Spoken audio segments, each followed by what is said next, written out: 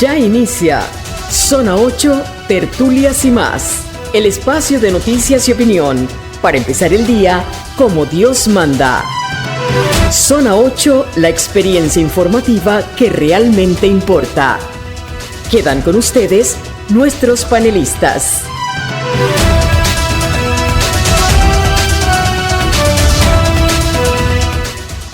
Panamá de mis amores, tengan todos un día maravilloso. Que hoy el Señor se haga sentir en sus vidas y ustedes sientan el calorcito de su presencia. Eduardo Soto les da la bienvenida en compañía de Rubén Polanco en la plataforma digital. Arsenio Samaniego se encuentra en controles. Patricia Ocando camino en la producción. Vamos a iniciar con esta idea que me parece poderosa.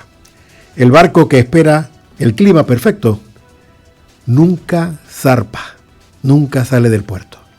Vamos a orar.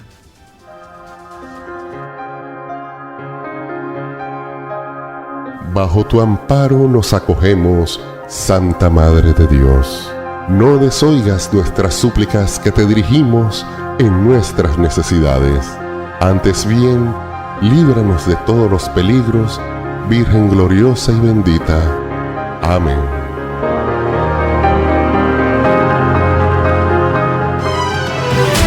Ya volvemos a Zona 8, Tertulias y más. La carretera que me acerca a mi familia es posible por los aportes de tu canal. El estadio que yo llevo a mi hijo fue posible por los aportes de tu canal. La beca que me ayuda a estudiar. El puente del Atlántico en Colón, que me lleva a mi trabajo. Y el oncológico, donde recibo tratamiento. Nuestro canal, en manos panameñas, ha aportado los fondos para más de 1.172 proyectos que mejoran la vida de todos. Esos aportes son hechos. Hechos del canal. Canal de Panamá. Siga con nosotros en más de Zona 8, Tertulias y más. Café y titulares. Óigame, ayer se publicó la información de que la Asociación de Profesores, ASOPROF, firmó el documento donde están la declaración de principios que permitía la vuelta a clases ininterrumpida, según se advierte en el titular del documento. El profesor Fernando Ábrego explica por qué fue hasta ayer que se firmó y bajo qué condiciones. Vamos a escuchar al profesor Ábrego. Es 11, cuando se firmó la declaración de principio, en el caso de la SOPROF y otras organizaciones del FAN, en el día de hoy fuimos al Ministerio de Educación por mandato de nuestra Junta Directiva y de las bases, como tenía que ser, fuimos a firmar esa declaración de principio, pero algunos de los puntos no se están cumpliendo en los centros educativos porque se sigue notificando a los docentes a nivel nacional en las diversas escuelas y colegios en todo el país. Y creo que es importante que las direcciones regionales hagan cumplir esa declaración de principio y se respete también el debido proceso a todos los compañeros y compañeras que hasta el momento, hasta el viernes de la semana pasada, se les notificó de manera debida, porque hay muchos compañeros que las notificaciones no cumplen con lo que establece la ley 38 del 2000, que habla sobre procedimiento administrativo general. Mi querido Rubén, un comentario a esta situación. Ayer lo que empezó a bajar por redes fueron estos docentes, pero a mares, estos docentes mandando las imágenes en video, en fotografía de la situación de los colegios, ¿no? Que no había agua, que no había bancas, que no habían techos, que no había de nada. Los colegios totalmente sucios, deteriorados, ¿no? Para esto como que no sé de qué manera tomarlo, pero no has dado clases y ahora cuando ya vas a volver es que te das cuenta que los colegios están en mal estado. Sí. Pero claro. Es como irónico, resulta irónico para no decir otra cosa y bueno. Pero también me parece estratégico, hubiera sido estratégico por parte de las autoridades del Ministerio de Educación sabiendo que ese va a ser un arma en contra, hacer algo, ¿no? Sabiendo dónde están el talón de Aquiles, por lo menos maquillar, no voy a decir que hacer un trabajo a profundidad, pero por lo menos hacerlo, disimularlo, no sé cómo expresarlo de una manera correcta, porque sabes que por ahí te van a estar golpeando, porque definitivamente antes de que todo esto empezara, nuestra estructura física de educación no era la mejor, ¿no? Era sobre ese tema. Sí, es un tema de mantenimiento que viene adoleciendo a las escuelas, no de ahora, de hace muchos años. De hace muchos años siempre es la constante, la falta de mantenimiento de los colegios.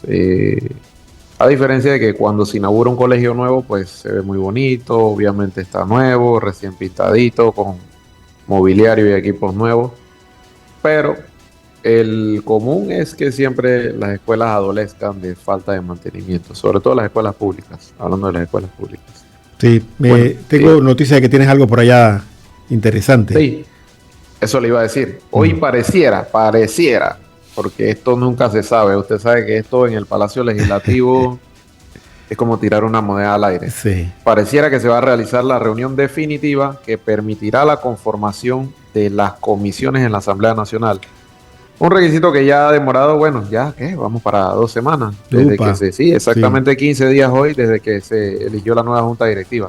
Vamos a ver el reporte que nos tienen nuestros colegas periodistas. Meredith Ferracín, adelante. Vamos a hacer la primera reunión con las bancadas ampliadas para ver el tema de buscar una unificación por el bienestar de esta asamblea y del país, de trabajar en consenso para un bienestar de nuestra nación. Se van a hacer todos los planteamientos necesarios. Lo que nosotros queremos es trabajar por este país sin buscar cortapisas, obstáculos a nadie, sino un compromiso de echar al gobierno y sobre todo a nuestro país hacia adelante. Es porque se había hablado ya, por ejemplo, de la bancada de RM que hacía falta por conformar sus miembros, pero ya dijeron el día de hoy que... Ya ellos ya están conformados, tienen su equipo de trabajo, la bancada de PRD, Cambio Democrático Panameñista, la bancada de Vamos también y de Movimiento Otro Camino. Ya estamos todos, Cambio Democráticos, todos ya estamos listos. ¿Piensa que lo llevó a la presidencia dejará sin junta directiva en comisiones realizando metas? No, yo creo que lo importante es que mañana en esa primera reunión cada uno haga su exposición. Si hay un consenso, yo creo que es lo más beneficioso para el país, pero sobre todo en esto hay que respetar compromisos también, y yo creo que lo importante es que busquemos ese punto de equilibrio, y de nada sirve quién vaya a ser o no. Lo importante es que esta asamblea dé una nueva cara de visión y que esa población que está allá esperando. No sé, Rubén, tú que has cubierto por tanto tiempo la Asamblea Nacional, primero saber si esto es normal, esperar tanto tiempo que las comisiones tengan una cabeza y una estructura, y dos, me parece que el señor Herrera lo veo sincero cuando dice que lo que busca es equilibrio para todas las comisiones y que nadie se sienta excluido, ¿no?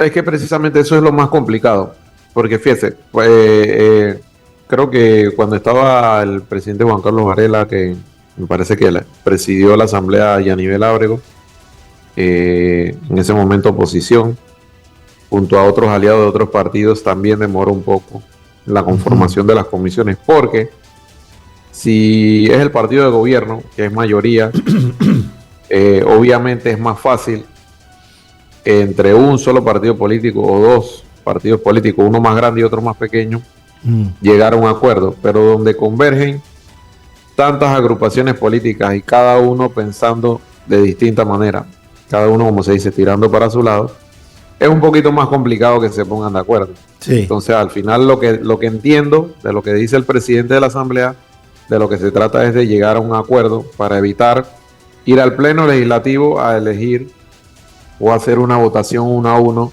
de todos los comisionados de las diferentes comisiones de la Asamblea. Así que el asunto es bastante completo. Imagínense que ahí está la bancada de Vamos, está la de Movimiento Otro Camino, está la de los panameñistas, está la del Partido Cambio Democrático, los diputados que votaron de Cambio Democrático votaron a favor. Y creo que hay una diputada, creo que es Patsy Lee, que es del Partido Popular, que también votó a favor del actual presidente de la Asamblea. Así que son varias agrupaciones, distintas cabezas, cada cabeza es un mundo, como se dice, así que ahí el asunto es un poquito complicado. Rubén, vamos a hacer una pausa porque ya está con nosotros nuestro invitado de esta primera parte. Vamos a hablar de economía porque tengo las preguntas reservadas para nuestro invitado, que es don Ernesto Bazán, como siempre, respondiendo positivamente y raudo a la invitación de Zona 8 para ver lo que está pasando en el mundo, porque las espinas están sacando mucho más filo, la punta está cada vez más filosa y haciendo más daño. Vamos a la pausa y venimos de inmediato con nuestro invitado. Ya volvemos a Zona 8, Tertulias y más. El invitado tiene la palabra. El tema de hoy, para empezar el programa Zona 8, es una reciente decisión del presidente Donald Trump de castigar a México y los países europeos por diversas razones. A México por el asunto del fentanilo, que no termina de gustarle lo que los esfuerzos de México parece que no alcanzan las expectativas del presidente Donald Trump y los castiga con un 30% a todos los productos mexicanos y a los países europeos también por razones similares de no actuar a la manera como quiere el presidente Trump.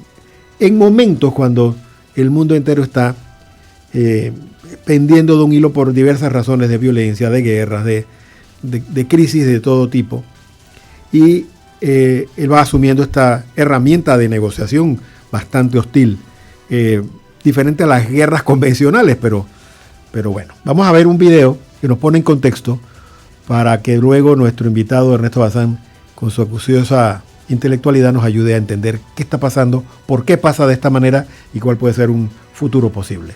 Vamos a ver el video que tenemos.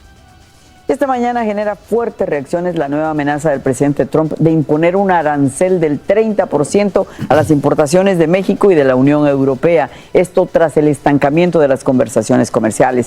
Tenemos cobertura de equipo esta mañana. Iniciamos en vivo con Edwin Pitti a Washington, D.C. Así que Edwin, muy buenos días. Adelante. Te comento que el escenario está bastante complejo en medio de esa negociación arancelaria, pero desde ya hay muchos comerciantes que están diciendo que de entrar en efecto va a aumentar el precio de la comida, de la ropa, incluso de los medicamentos, y que ellos tendrán que pasarle ese aumento al consumidor. Veamos el informe. Será una semana clave para el plan arancelario de Trump, pero preocupan las constantes amenazas a países vecinos como México, que a partir del 1 de agosto podría enfrentar un arancel adicional del 30%. El presidente Trump sigue con sus amenazas diciendo si no se ponen y no se alinean con la economía de Estados Unidos, los van a sentir duramente con los aranceles. Y parece que esta vez está muy serio y no está jugando. En una carta que Trump envió a México, reconoció que el país lo ha ayudado a proteger la frontera sur, pero dice que no han hecho suficiente en cuanto al tráfico de fentanilo que sigue cruzando Estados Unidos. Mientras tanto, en suelo estadounidense, consumidores podrían empezar a pagar más por productos como el tomate y el aguacate. El impacto negativo sería en todo el país, sobre todo en estados como California. Congresistas republicanos defienden los planes de Trump, aunque reconocen que ese tipo de aranceles afectan a todos. La Casa Blanca dice que las negociaciones continúan y que todo está puesto sobre la mesa, lo que significa que dichos aranceles podrían ser eliminados o incluso aumentar. Mac, en Bruselas, líderes de la Unión Europea continúan negociando de cómo contrarrestar estos aranceles que ha puesto sobre la mesa el presidente Trump, pero algunos dicen que la situación es bastante compleja porque cuando sienten que ha habido algún tipo de avance en la negociación, el presidente de la nada anuncia otro arancel que hace que la negociación se vuelva más compleja aún. Una de las consecuencias inmediatas ha sido que ha bajado el consumo en Estados Unidos. El Producto Interno Bruto, según entendí en la nota que vi hace unos días de Estados Unidos, tiene un componente de consumo muy fuerte. Y al bajar, al verse golpeado por toda esta situación, la economía estadounidense se estremece. Doctor Bazán, por favor, díganos que esto es parte del juego, que esto es normal, que todo esto no debe asustarnos, o qué podemos esperar con esta situación. Le escuchamos. Sí, muy buenos días, saludos a los amigos de Radio Aria, a toda la audiencia. Bueno, Trump vuelve a la carga con el tema de los aranceles. Los aranceles se han convertido en la herramienta favorita del presidente Donald Trump para poder negociar temas económicos y no económicos. ¿Okay? Tenemos la amenaza de aranceles del 30% a México. Tenemos la amenaza de aranceles, ojo, cuando hablamos de aranceles, hablamos de aranceles adicionales a todos los que ya existen. ¿No? Sí, no, sí. Eso es lo que se llama sobretasa. 30% a la Unión Europea, 50% al cobre, venga de donde venga, y 100% a Rusia. ¿Okay? Entonces, en cada uno de los casos, por razones diferentes. En el caso de México, por no combatir la lucha frente al narcotráfico en las fronteras y la lucha frente al comercio del fentanilo.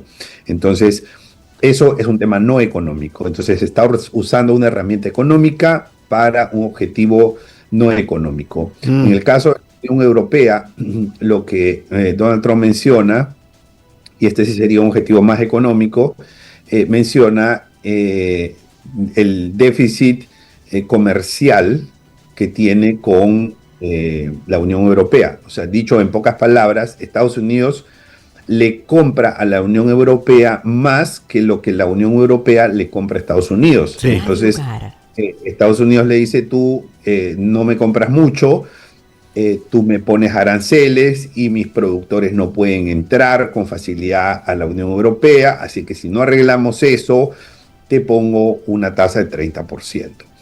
Y da como plazo el 1 de agosto.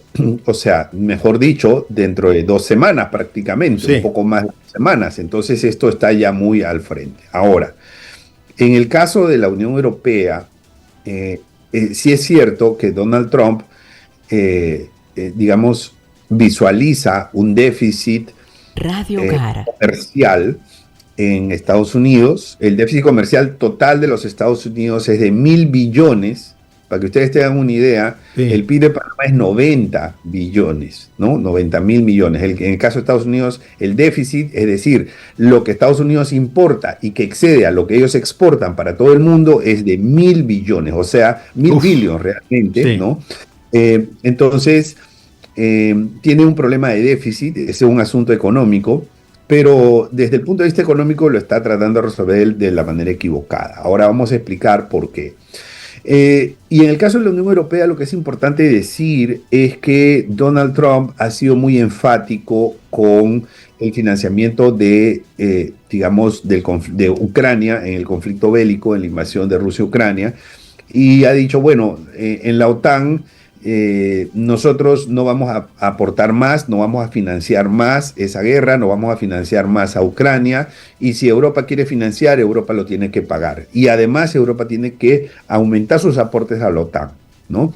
Entonces, eso de alguna manera es un problema geopolítico, militar, pero eso tiene que ver también de una manera lateral con este tema de las, digamos, tarifas o los aranceles que está tratando de poner Donald Trump. Lo que les quiero decir es que probablemente Donald Trump está usando digamos, este potencial arancel de 30% como un mecanismo de negociación, no solamente en lo que es la balanza comercial con la Unión Europea, sino también en otros elementos que son colaterales y que son cercanos, ¿no?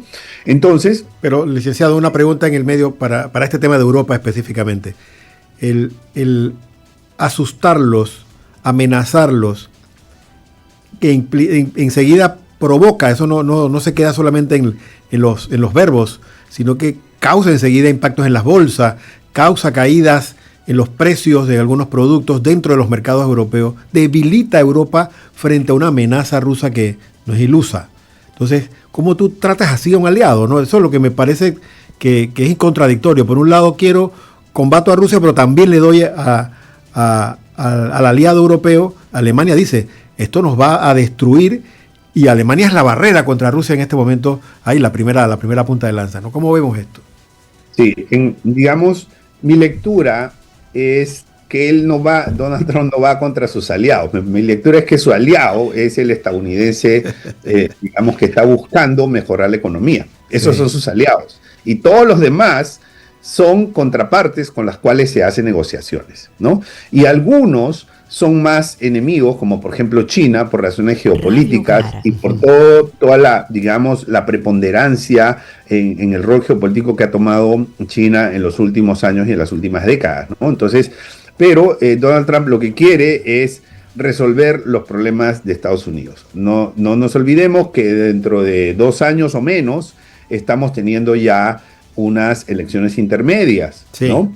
Entonces, este tema no deja de ser también políticamente interno o políticamente estratégico para fines digamos, electorales internos. Entonces, volviendo al análisis, ¿no? Sí.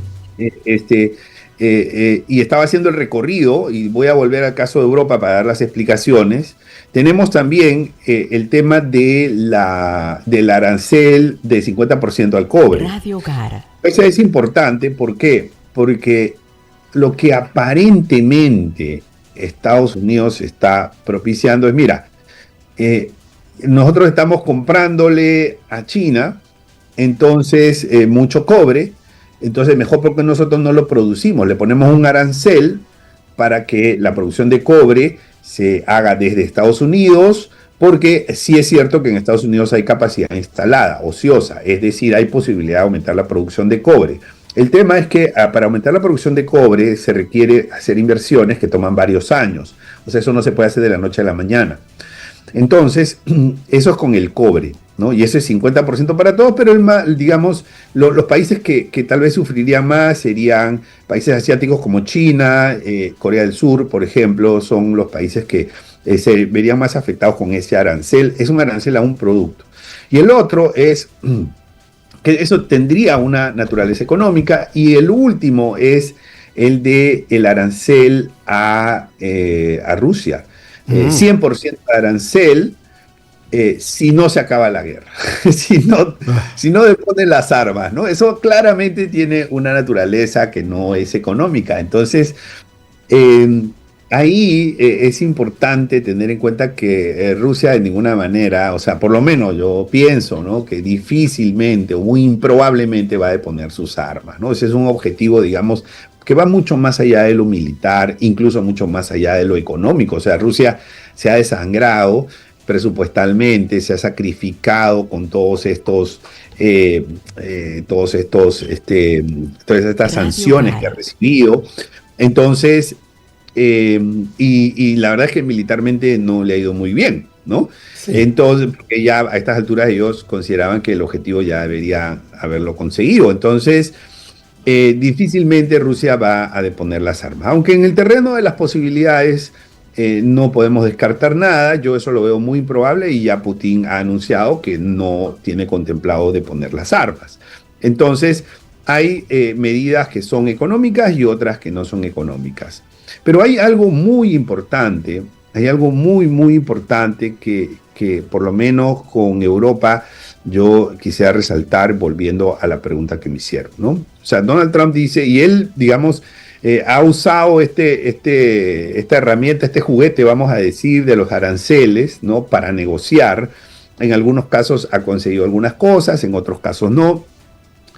Pero él sacó en su red social, sacó un comunicado donde él decía, vamos a poner 30% de arancel a la Unión Europea, y además, si ellos nos ponen una medida de respuesta, ¿no?, es decir, si la Unión Europea dice, te pongo 30% para estar iguales, sí, entonces nosotros vamos a elevar ese 30% en un porcentaje exactamente igual a lo que ellos nos pongan. Entonces él advierte, o sea, esta es una medida distinta, porque anteriormente él decía un porcentaje, le ponían un contraarancel, él elevaba y así entraba en una carrera. Pero ya él desde este momento ha anunciado que siempre estará 30% por encima de cualquier arancel que le ponga la Unión Europea, ¿no? Si la Unión Europea le pone 50, ellos le ponen 80, 30 más. Entonces eso es importante, ¿no? ¿Por qué?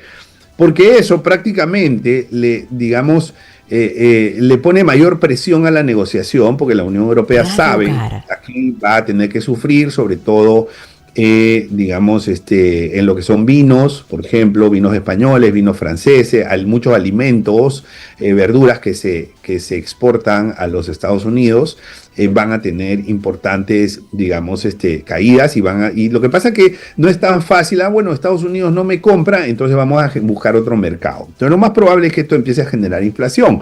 Cuando Donald Trump comenzó con sus medidas arancelarias, ¿no?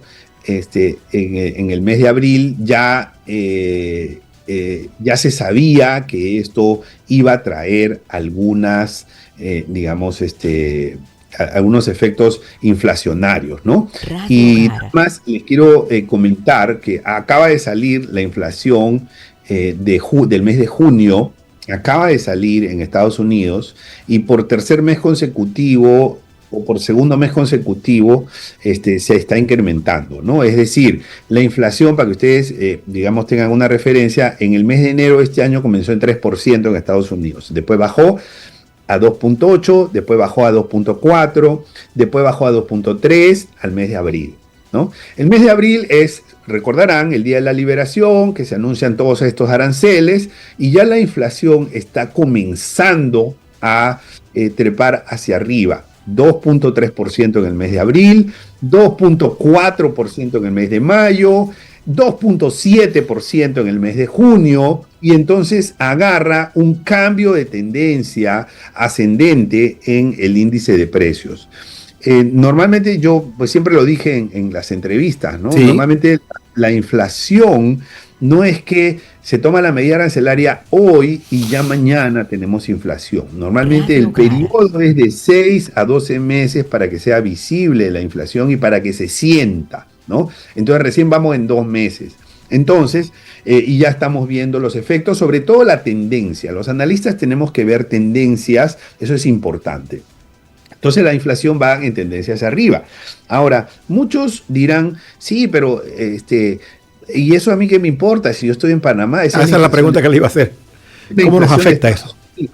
Bueno, primero Estados Unidos es la cuarta parte de todo el mundo. Entonces tiene un efecto contagio a todo el mundo. ¿Okay?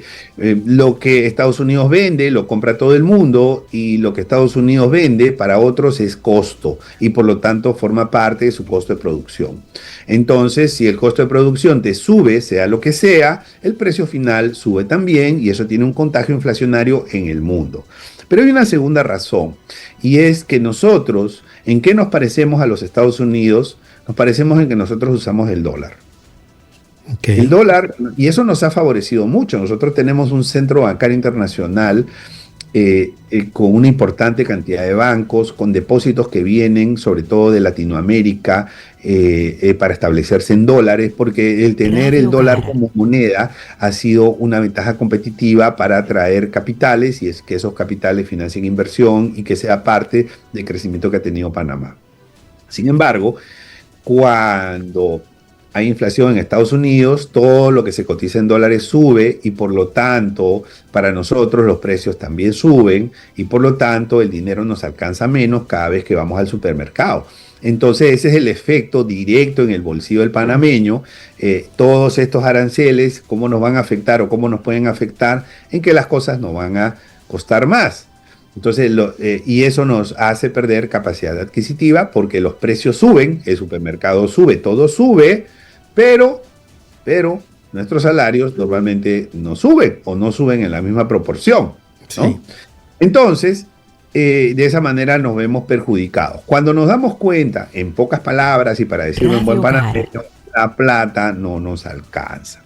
Entonces, ese es el principal efecto. Aparte del efecto mundial financiero que implica la incertidumbre de los mercados, aunque ya no se tiene, esto hay que decirlo, las volatilidades tan grandes, porque de alguna manera el mercado ha entendido que Donald Trump lo que está buscando es negociar, ¿no? No está buscando sancionar, sino más bien negociar. Y porque hasta ahora, digamos, de todas sus amenazas arancelarias, todavía no, digamos, no hemos visto un gran efecto. Hay efectos en inflación, sin duda, algunas empresas que han parado inversiones, o sea, sin duda que sí, pero todavía no podemos decir que lo que se pensó en el mes de abril que podía ser un cataclismo mundial, se ha materializado. Entonces, en otras palabras, el mercado le cree un poco menos a Donald Trump en las actuales circunstancias, ¿no? Bien, porque muchas de esas amenazas no se han materializado. Entonces el efecto de la volatilidad de los mercados, la subida y la bajada en los precios de las acciones es un poco más bajo, ¿no? Es un poco más bajo.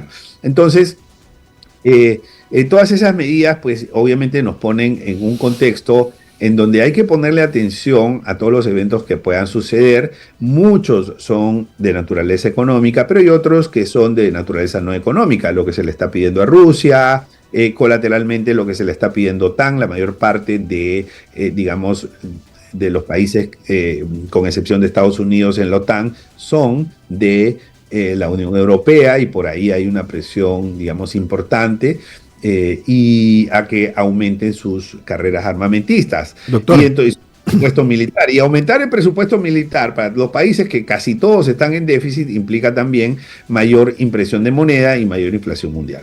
Sí, y desatender aspectos sociales que son importantes para ellos. Así lo dice el canciller alemán Federico Merz, que meterle más dinero a las armas significa quitarle dinero a los hospitales, a las escuelas, a tantas cosas, ¿no? Y que los debilita frente a la amenaza que ellos ven que para el 2029, los ven muy real ellos, que Rusia ataque a algún país de la OTAN. Lo ven muy, sobre todo si vence en Ucrania, si termina venciendo en Ucrania. Por eso no entendemos todas estas maniobras, y me preocupa en lo personal que el canal de Panamá sí se ve afectado por una disminución de tránsitos por todo lo que genera este clima cada vez de temperatura más elevada.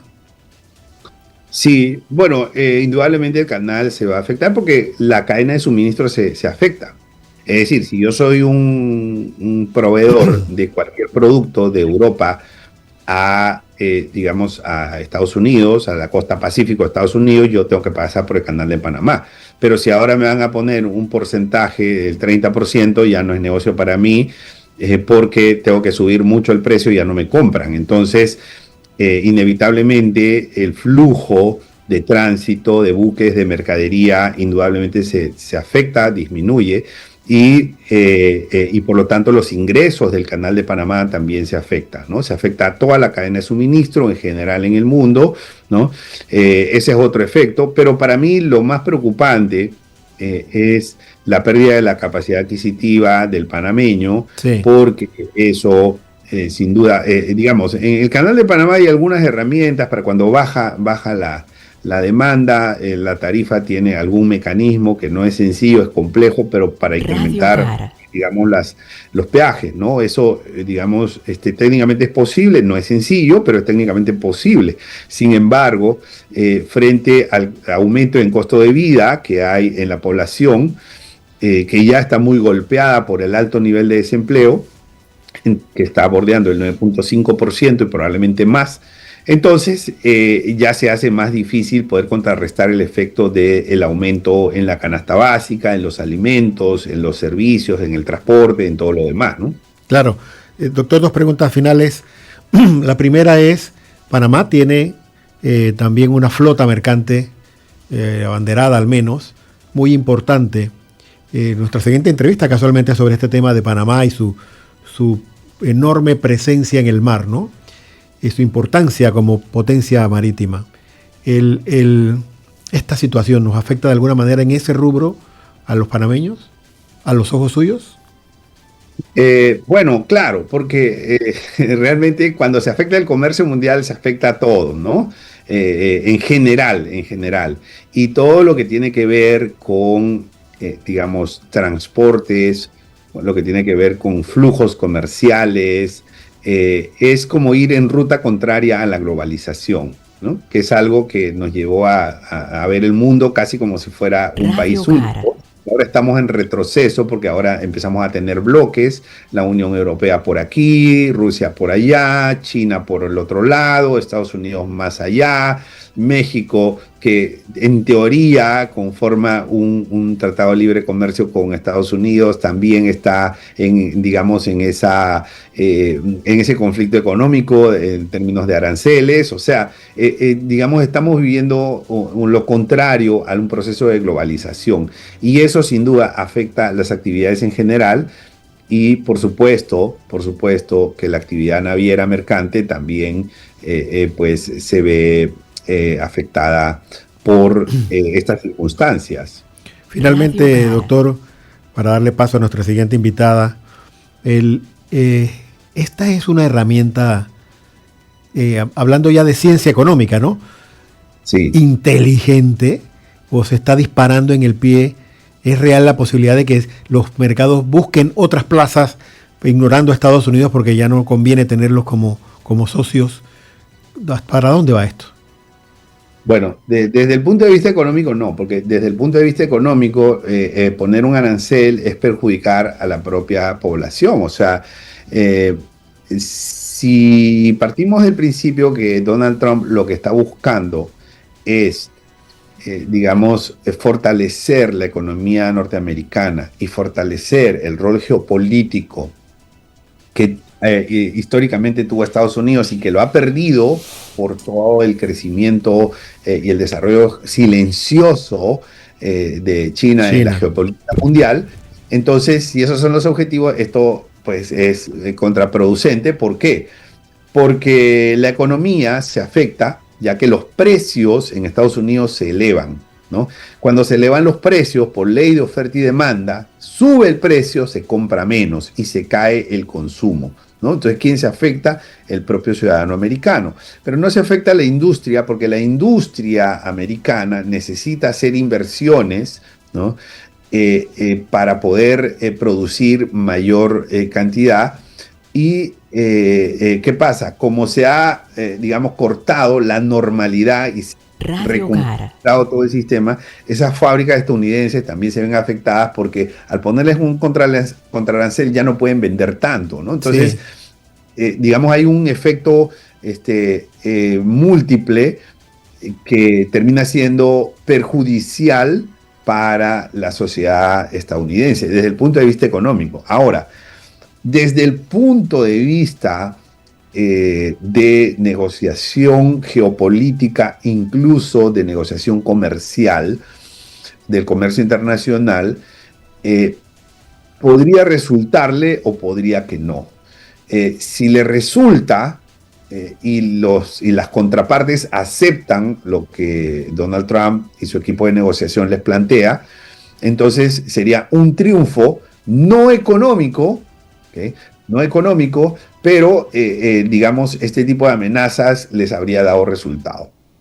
No podemos saberlo con anticipación, pero en algunos casos, como por ejemplo esa amenaza a Rusia, lo veo muy difícil que Rusia, por un arancel que le pone, Rusia está hiper sancionada por todos lados. Entonces, prácticamente recibió todas las sanciones, y que reciba una amenaza más es como decir criollamente, es una raya más al tigre, ¿no? Entonces, difícilmente ellos van a retomar o van a cambiar su propósito, que es, digamos, tomar los territorios de Ucrania que, digamos, son su objetivo. Entonces, por ese lado no creo que funcione. Otros tal vez podría funcionar, tal vez con México, por la dependencia que tiene México de Estados Unidos, podría funcionarle, ¿no? Entonces, pero son objetivos extraeconómicos. Por el lado económico es sumamente perjudicial. Lo mejor es bajar los aranceles lo más que se pueda, globalizar, hacer un comercio libre, porque cuando se tiene un comercio libre, no solamente tú permites el ingreso, sino tú también facilitas la salida, facilitas la exportación.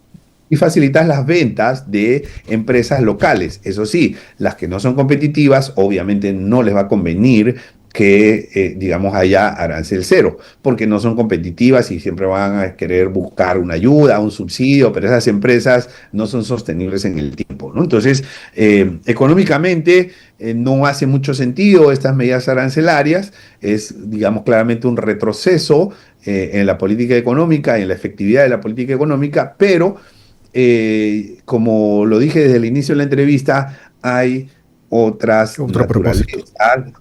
propósitos cuando se realizan estas amenazas, porque por el momento son amenazas solamente. Gracias al economista Ernesto Bazán por su tiempo para aclararnos lo que estaba pasando en el mundo y que definitivamente nos impacta, tal como él lo ha explicado, por nuestra dependencia con el dólar, con los mercados y con el comercio mundial, por tener un canal y una flota mercante abanderada que nos nos hace vulnerables a todas estas tormentas. Casualmente de eso vamos a hablar en la siguiente parte del programa, que es la realidad de Panamá ante la Organización Marítima Internacional y cómo estamos en una jugada interesante que ya no se nos explicará. Vamos a la pausa y venimos inmediatamente con nuestra siguiente invitada. Ya volvemos a Zona 8, Tertulias y más. Celebrando su 50 aniversario, la campaña arquidiocesana estará en las calles del 15 al 17 de agosto. Jóvenes voluntarios estarán debidamente identificados. Tu contribución permitirá impulsar las obras de evangelización y el sostenimiento de nuestros sacerdotes, religiosas y misioneros. Llena la alcancía de amor y comparte esta bendición para seguir la obra evangelizadora. 50 años comprometidos por el bien común. Cristiano, la iglesia eres tú. Siga con nosotros en más de Zona 8, Tertulias y más. El invitado tiene la palabra. Agradecemos la presencia entre nosotros de Su Excelencia Ginette Testa. Ella es representante de Panamá ante la Organización Marítima Internacional, la OMI, y está en Londres, me tengo entendido, ¿no? Ella está en Londres y ha querido compartir con nosotros estas noticias que vienen desde allá con respecto a nuestra participación en esta organización internacional. Gracias por su tiempo, embajadora. Quisiéramos que nos dé las noticias de en qué anda metido Panamá allá en la Organización Mundial Marítima Internacional. Adelante. Claro que sí. Buenos días a todos y muchas gracias por la invitación. Bueno, de acá en Londres le podemos reportar, la semana pasada presentamos la candidatura de Panamá al Consejo de la OMI. Me imagino que quiere que le explique un poco a qué va el Consejo de la OMI. Sí, por favor. Ajá, ok. La Organización Marítima Internacional es el ente de las Naciones Unidas que se encarga de crear, por decir, las reglas por las que se rigen todo el mundo marítimo, temas de seguridad y de medio ambiente. Okay. Entonces, cada 2 años en esta organización se eligen, por decir, los 40 países más importantes del mundo marítimo para que conformen el Consejo de la OMI. El Consejo de la OMI es un órgano rector de la OMI muy importante porque es el órgano ejecutivo, es el órgano que ve el presupuesto de esta organización, es el órgano que elige al secretario general de esta organización y es el órgano al que todos los comités le reportan y tiene la capacidad de entonces reportar para atrás a todos estos comités, por lo que estos 40 países que conforman el Consejo tienen mucha influencia en el mundo marítimo. Siendo Panamá primer registro del mundo, es súper importante nuestra reelección en este consejo y formar parte del mismo. Es reelección, ya estamos allí. Estamos actualmente en el consejo, hemos estado en el Consejo de la OMI desde 1979 en otras categorías. Ahora mismo estamos compitiendo para la categoría A. La categoría A son los 10 países que prestan los mayores servicios marítimos, por decirle, los 10 países marítimos más importantes del mundo. Y aquí competimos, o sea, con los grandes. ¿Y Panamá ha estado alguna vez en esta categoría? Sí, Panamá está actualmente en esta categoría y ahora a Panamá le toca mantenerse en esta categoría. La diferencia es que anteriormente en esta categoría no surgían elecciones porque se presentaban 10 países y habían 10 puestos. Ahora se presentan 11 países y hay 10 puestos, o sea, queda un país por fuera. ¿Y ese país número 11 es Panamá? No se sabe. El que se quede por fuera se sabrá en noviembre. Entonces, ¿contra qué países estamos compitiendo, embajadora? Estamos compitiendo, imagínese, contra Estados Unidos, China. Estamos compitiendo contra los armadores más grandes del mundo, que son Japón, República de Corea, Grecia, Noruega. Estamos los países con mayor abanderamiento de buques, Panamá, Liberia. Estamos compitiendo contra Reino Unido, que es país marítimo por excelencia y es el anfitrión de la Organización Marítima Internacional. estamos compitiendo contra Italia y contra la Federación Rusa. Entonces, ¿Cuántos, no sé si, de qué manera me pudiera explicar cuál es el proceso para elegir a los países o para que Panamá salga electa en esto? Bueno, para empezar tienes que caer dentro de la categoría, Panamá cae dentro de la categoría A porque, como sabemos, nosotros brindamos un servicio marítimo de bastante envergadura, como lo es ser el primer registro de buques del mundo. O sea, Panamá tiene cifras en cuanto a trámites de documentos de marino, en cuanto a certificados de naves, en cuanto a know-how de cómo se maneja este servicio de registro de buques a nivel mundial que no todos los países manejan. Entonces ya por prestar este servicio y ser pioneros en registro de buques caemos en esta categoría, además con el canal de Panamá, que también es, o sea, un canal por el que transita 6% del comercio mundial. O sea, caemos en la categoría para poder participar dentro de la A, ¿ok? Que es los 10 países más importantes del mundo marítimo. Dicho esto, el puesto lo tenemos para poder reelegirnos, pero luego hay que hacer toda una campaña dentro de la organización para que voten por nosotros, porque todos estos otros países, que son 11, también caen dentro de la categoría. Entonces ahora es un trabajo dentro de la organización y muy de la mano con Cancillería para poder recolectar estos votos, y es algo que tenemos que lograr, porque si queremos mantener nuestro registro y, ¿sabes?, nuestro papel como de, o sea, un registro de lanza a nivel mundial, tenemos que ser parte de este consejo. Es algo que respalda tu registro y que a la cara de nuestros clientes de la Marina Mercante nos deja como un país muy fuerte y muy influyente dentro del mundo marítimo. Permítame. Mantenerte en esta categoría sería garantizar o atraer mucho más inversiones en el mundo marítimo. No exactamente inversiones, pero obviamente pertenecer a la categoría de los 10 países más importantes e influyentes del mundo marítimo refuerza mucho nuestro registro de naves, y más aún siendo Panamá un país que da ejemplo y que lo que le está diciendo al mundo es que cumple con toda la normativa internacional a un nivel en que el Consejo de la OMI, que es el que se encarga literalmente de todas las políticas de esta organización, que es la que regula el mundo marítimo, te ha aceptado dentro de esa categoría A.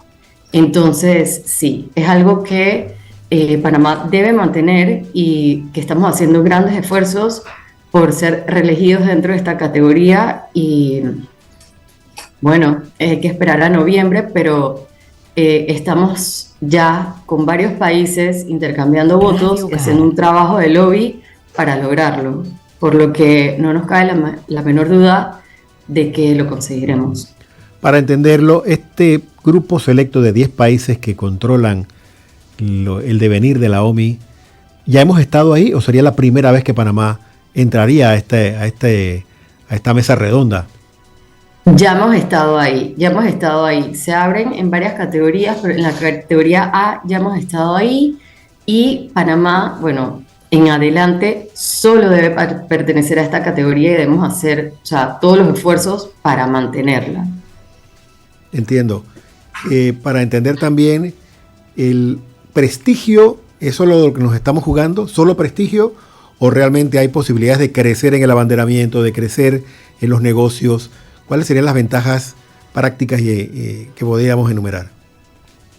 No se trata solo de prestigio, son muchas cosas que vienen para dentro de la categoría A y dentro del Consejo de la OMI. Para empezar, este grupo selecto de 40 países que forman parte del Consejo son los únicos que pueden votar por el secretario general de la OMI, que me imagino que están al tanto que actualmente el secretario de la OMI es panameño. O sea que partiendo de esa base, que tenemos un secretario general que está trabajando arduamente por esa organización Es un puesto muy importante, no para Panamá solamente, para el mundo, contar con un secretario general, el primer secretario general panameño. Radio Hogar. Es algo que ya nos posiciona, pero además de eso, además de estar dentro del Consejo y tener prestigio y tener un secretario general panameño, nosotros necesitamos estar de cerca donde se están creando las regulaciones y las políticas del mundo marítimo. Y eso es la puerta que te da el Consejo para poder pertenecer a ese grupo. Así como el Consejo de Seguridad de Naciones Unidas tiene que velar por la paz, el Consejo de la OMI tiene que velar por la normativa que se esté generando en esta organización sea a favor de nuestro país, no vaya en contra. Entonces Panamá, siendo un registro de los más grandes del mundo, tiene que cuidarlo y tiene que estar muy de cerca de las normas que se vayan a crear en la organización esta que rige el mundo marítimo. Radio Hogar. Hay enemigos, rivales, campaña, se hace la campaña como que si fuera cualquier campaña política, que tenemos gente que nos está adversando. Sí. Bueno, es un poco diferente a las campañas políticas per se, pero son unas campañas muy arduas, muchos eventos, muchos lobbies, tenemos que participar de todo, además que en estas organizaciones todo lo que un país quiere lograr lo tiene que hacer a través de sus aliados. Obviamente hay grupos muy fuertes en la organización. Los grupos en la organización se manejan por regiones. Las regiones son fuertes, las regiones votan por sus países. Entonces, sí, fácil no está la labor, pero sabemos que la podemos lograr. Y los rivales están, por ejemplo, le podemos mencionar que Liberia, que es el registro que más se nos está acercando a nosotros en cantidad de buques y que en tonelaje actualmente ya nos superó, no pertenecía anteriormente al grupo A. Entonces, ahora ya está, hace 2 elecciones quedó dentro del grupo A. Entonces, cuando estamos viendo estos países que nos quieren hacer, por decir, alcanzarnos o seguir el trabajo que ha estado haciendo Panamá, tenemos que ponernos más fuertes, tenemos que ir por adelante de todos ellos, utilizando nuestros aliados estratégicos y lograr lo mejor para nuestro país. La situación reciente de la exclusión de Panamá de las listas discriminatorias, ¿ha ayudado en algo? Claro que sí, esto nos va a ayudar mucho en el trabajo dentro de la OMI, porque en el mundo marítimo también existen listas. No son listas financieras per se, pero son listas de cumplimiento.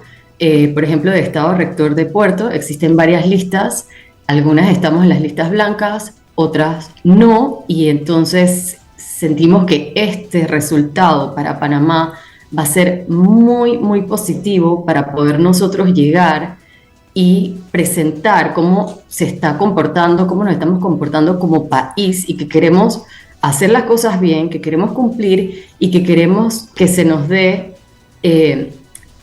esa carta a favor para poder trabajar de la mano con quien tengamos que trabajar y salir de las listas y poner nuestro país en una posición ventajosa, ¿sabes?, en el comercio internacional marítimo y en otros aspectos. Entiendo. Gracias, Su Excelencia, por este tiempo. No sé si tiene alguna otra explicación que pueda ser de utilidad para nuestros oyentes y qué falta por hacer, cuál es el camino a recorrer todavía, ¿no? Hasta que llegue la elección. Sí, ahora lo que estamos haciendo es, de la mano con Cancillería, para que tengan una idea, se contactan a todas las delegaciones, son 176 países que se contactan y que hay que darle seguimiento para asegurarnos el voto. Se hace intercambio de votos, algunos dentro de la misma organización, y le pedimos el voto, apóyanos en la categoría A, te apoyamos en la categoría donde tú estés eligiéndote, o en otros organismos, puede ser en la organización del comercio, por lo menos, en la OMC, puede ser en la FAO, puede ser en Nueva York en las Naciones Unidas, algún candidato que ellos estén postulando en estas organizaciones, le pedimos el voto por OMI. Si nos votas en la categoría A de la OMI, te damos el voto en la que tú te estás postulando en esta otra organización. Es como lo manejamos tras bastidores. Es muy interesante, es algo de mucho seguimiento, pero bueno, lo vamos a lograr, lo estamos logrando con los colegas del Ministerio de Relaciones Exteriores y esperamos poder traerles mejores noticias en noviembre, cuando ya pasen entonces las votaciones. Una pregunta final, señora embajadora, con todo este ambiente que hay en el mundo, no sé si logró escuchar algo de la entrevista anterior que teníamos con un economista. ¿Qué se dice en este mundo marítimo? ¿Cuáles son los comentarios de pasillo ante todo esto que está pasando, que se mezcla lo económico con lo geopolítico, ¿no? Claro, bueno, obviamente todo el mundo marítimo también se hace eco de todas las preocupaciones que están pasando mundialmente. Estamos muy pendientes y en todos los eventos y en todas las reuniones llegan estos temas. No sé si pudieron ver también la semana pasada cómo vieron unos ataques de los Houthis a buques de carga donde se perdieron vidas de marinos que no pudieron ser rescatados, todo por estos conflictos, ¿sabes?, de política exterior que ya se escapan de las manos y que todos estamos esperando que se puedan llegar a unos acuerdos de paz lo antes posible, porque sí están afectando todos los rubros a nivel mundial. Por supuesto, gracias, señora embajadora. Los micrófonos de Radio Hogar y este programa Zona 8 siempre abiertos para lo que necesiten en la organización, darlo a conocer a nuestra audiencia y poder respaldarse acá con la gente nuestra, que aunque humilde también puede con sus oraciones y sus actitudes también mejorar la imagen de Panamá. Claro que sí. Muchas gracias por la invitación y también estamos a la orden para más entrevistas o información donde nos quieran que participemos con ustedes. Saludos, vamos a la pausa y venimos a la parte final de Zona 8. Ya volvemos a Zona 8, Tertulias y más.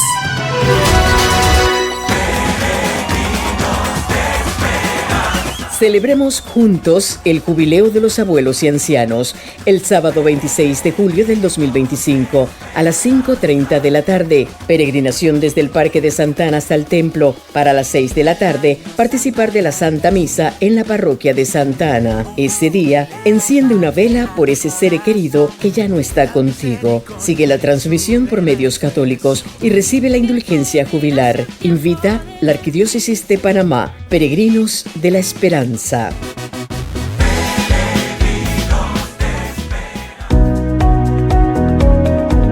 Escena matutina. Tome nota de lo que será noticia en las próximas horas. Rubén, en las próximas horas, esta reunión que va a haber en la Asamblea Nacional entre todas las bancadas para definir la configuración y dirección de las comisiones de trabajo ahí dentro. Creo que políticamente es lo más caliente que tenemos en el día de hoy, ¿no? Sí, se puede decir que sí, es lo más caliente. Yo creo que ya ha superado un poco el conflicto Ministerio de Educación y docentes que se mantenían en huelga. Creo que sí, es lo más relevante que tenemos a nivel de política. Ojalá se puedan poner de acuerdo porque de ello depende mucho el avance de los diferentes proyectos de ley, por supuesto, que se impulsa tanto por iniciativas del legislativo como por iniciativas del ejecutivo, y creo que el judicial tiene algunos proyectos de ley también referentes a modificaciones a condenas por diversos delitos. Así que esto va a ser interesante. Ojalá se puedan poner de acuerdo. Creo que ahí lo que más interesa es la Comisión de Credenciales y de Presupuestos, sobre todo, y la de Gobierno, que es precisamente la que ve los proyectos de ley. La de Presupuesto, porque obviamente muchas instituciones están pendientes de solicitudes de partidas adicionales, de créditos extraordinarios, y que próximamente viene la presentación del presupuesto general del Estado para el próximo año. Recuerda usted, Eduardo Soto, y amigos oyentes, que el presupuesto del año pasado, recién iniciado el gobierno, lo presentaron creo que hasta en 3 ocasiones, que hubo que hacerle peligrosas vivió ese presupuesto. Entonces, eso va a estar interesante. Creo que es en el mes de septiembre o agosto, no recuerdo bien, no lo tengo claro ahorita, pero eso viene próximamente, así que es importante la conformación de esas comisiones legislativas. Así que vamos a ver qué pasa con ese tema.